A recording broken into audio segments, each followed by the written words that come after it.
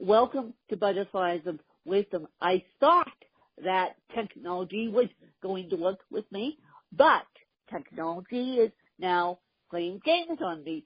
But, so, without further ado, I'm going to let Kristina take it away, and so maybe if technology cooperates with us, we'll get through this interview, but without further ado, I'm going to let Kristina Young take it away.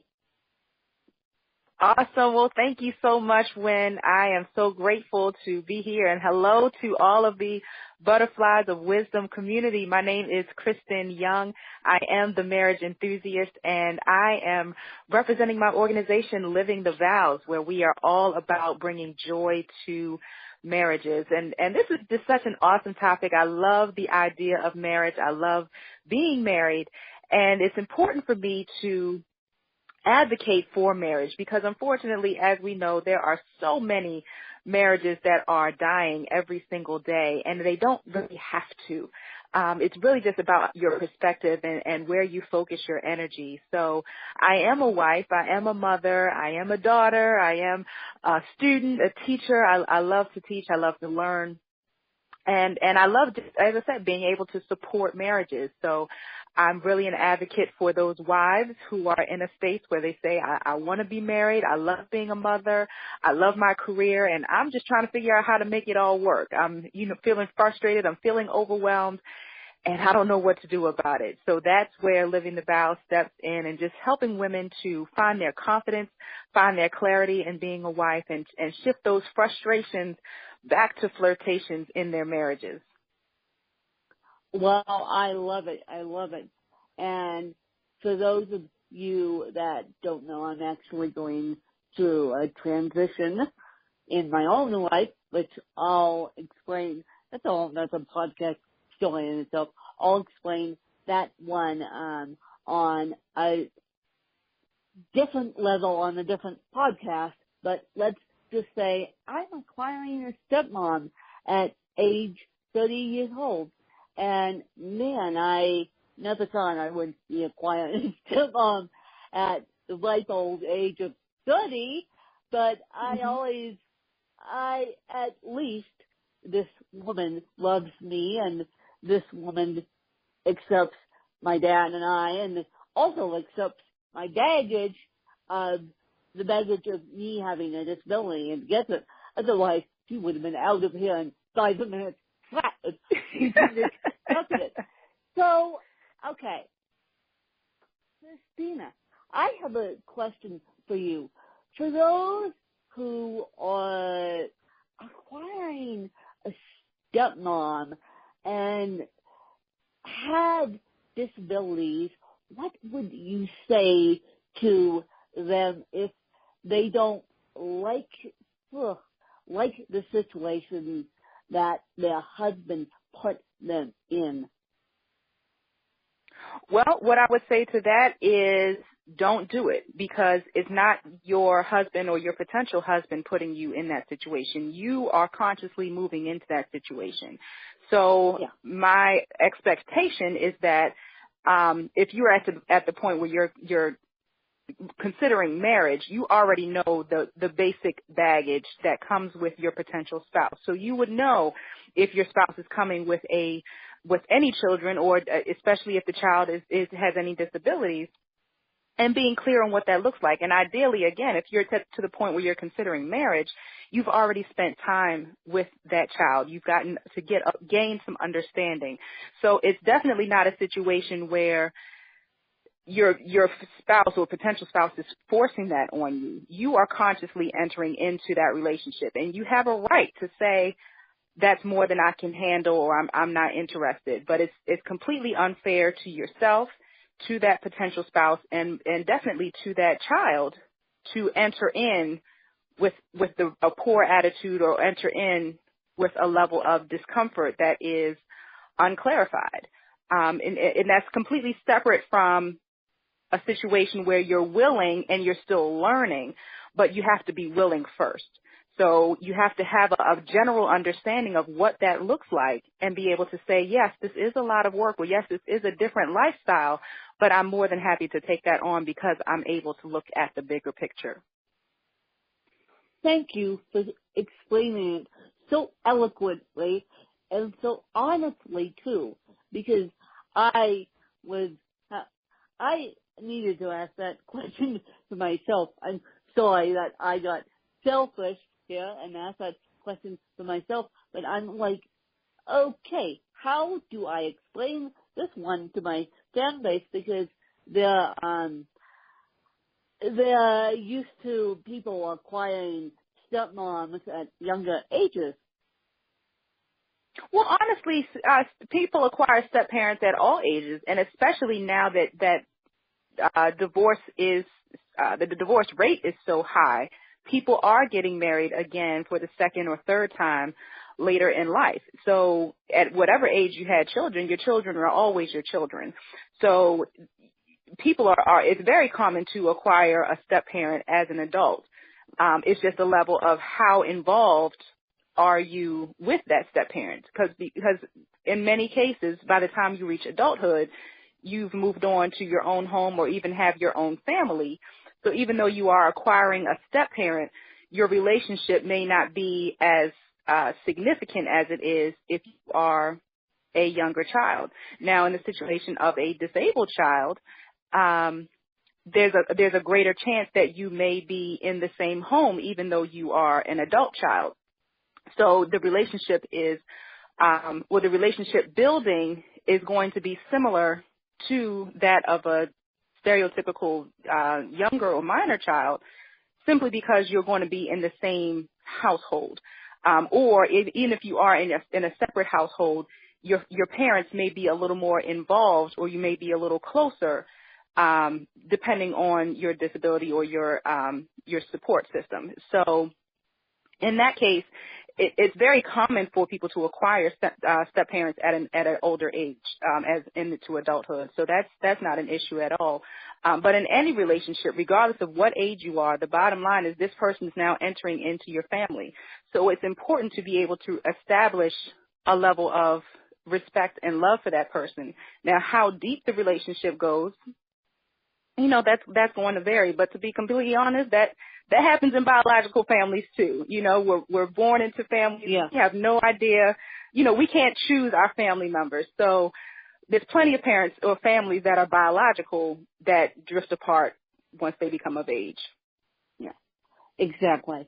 And you said that so eloquently, and I thank you for saying that so eloquently. Oh, yeah.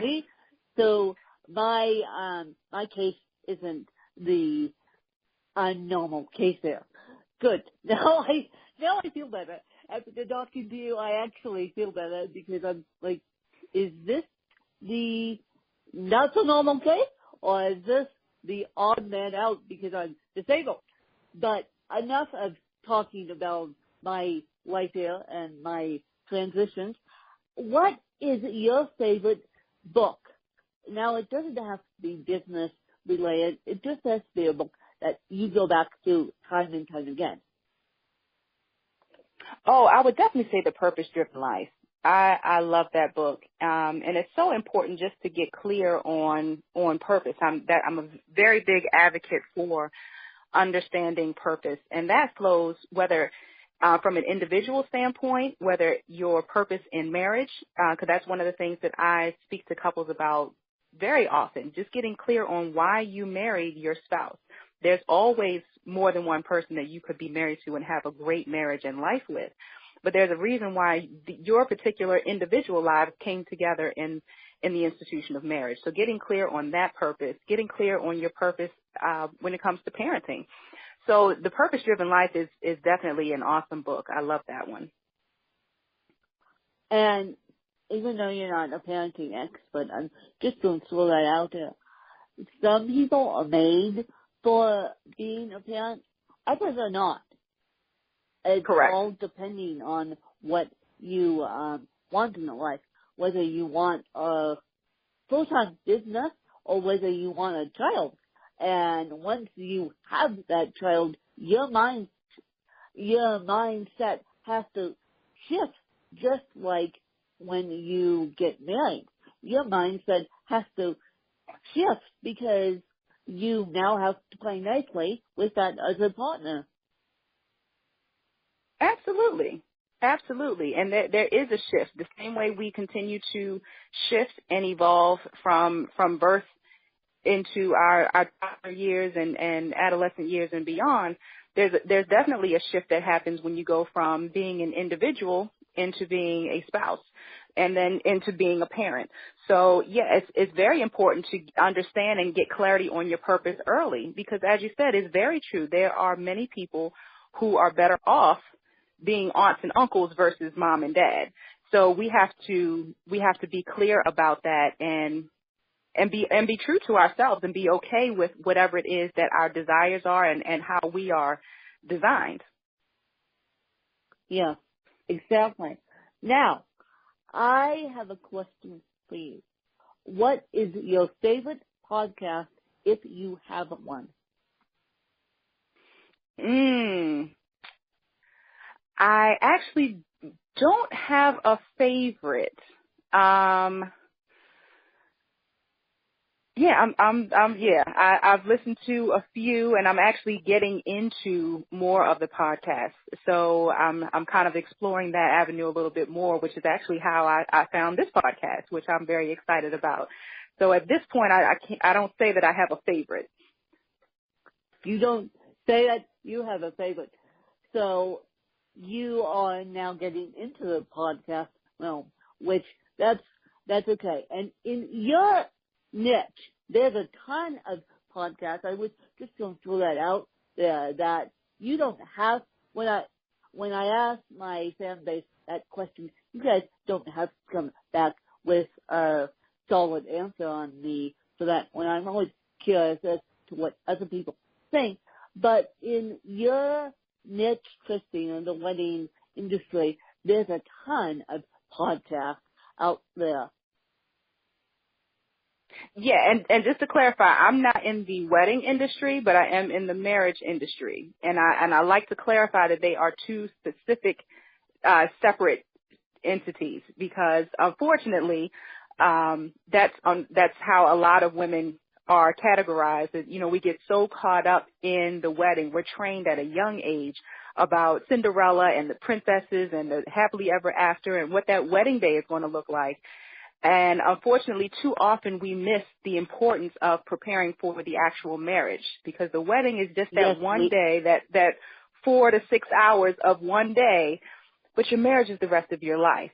So I just want to clarify wedding versus marriage. They are two separate scenarios.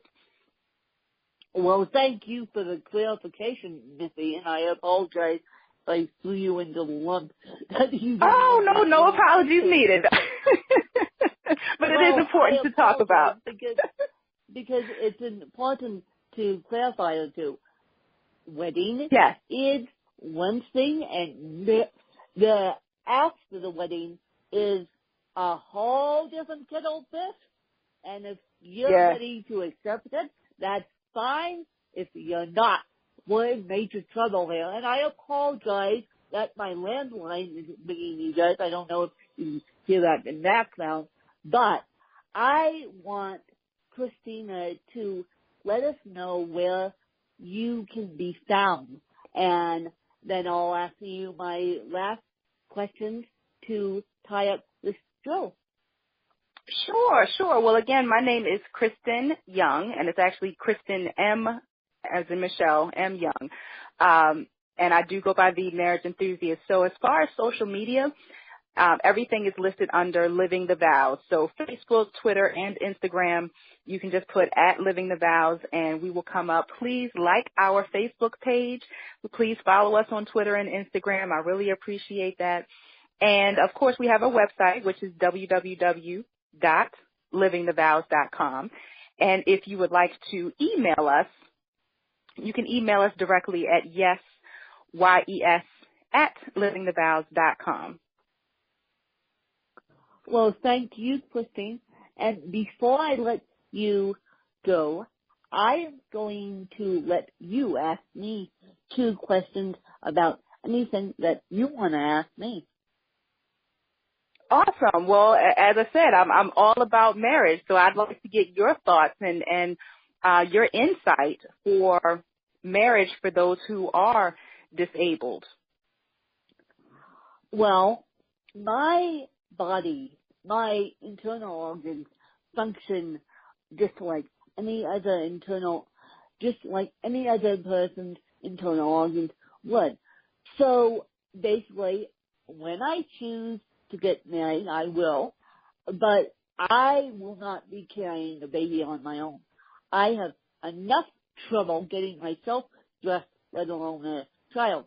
So yes. what I would probably do is adopt a child out of the foster care system, especially a disabled child, because the disabled fall through the cracks if they're in the foster care system. So that would be my way of living my life the way I want it to. I love it. I love it. And I'm all for adoption. I feel that there is definitely a need for that. And I'm so excited to hear that that's something that you're already planning for. Yes, I am. I'm already planning for that. I was planning for that when I was in my early 20s, and now I'm about to turn the life old age of 30, so my biological clock is ticking just like the rest of them, but I have enough trouble functioning on my own. So I thought, why not help another human being who's in a foster care system? Absolutely. I love it. And there's definitely a need. So that's awesome. There is definitely a need. So what is your second question for me? Oh, so tell me about what the origin of Butterflies of Wisdom. I love the title. The origin of Butterflies of Wisdom. Okay. I wrote a book at the age of 23, and 2 weeks after the book came out, the book is still on Amazon, you guys. W-I-N. That's my autobiography that I wrote at age 23. After the book, 2 weeks after the book came out, it hit number 1 on Amazon, and then people started asking me, well, how do you do all this amazing stuff with a disability? Well, I thought about it, and I thought, well, if I turn on this podcasting mic one more time and explain, hello, my name is Wynn, I have a physical disability, people are going to tune me out, literally. And so I thought, well, why not bring on other lifelong learners to share their stories while I infuse my stories?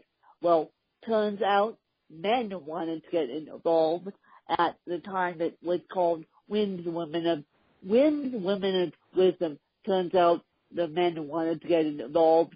So I had to do a complete brand change to Butterflies of Wisdom because the men wanted to be involved, and then I didn't want to be involved in a women-centered podcast. Got it. I love it. I love it. And butterflies are so significant. I love just the whole evolution and transformation from caterpillar to butterfly. So that's awesome. I love it, love it, love it. Well, that's the whole metamorphosis, no pun intended, around this podcast. Beautiful. Yeah. And so I appreciate your time, and I definitely appreciate all my listeners' time today. And by the time you guys hear this, it will be Monday. And so please, please, please go check Kristin out. And this podcast has been sponsored by Grace by Grit.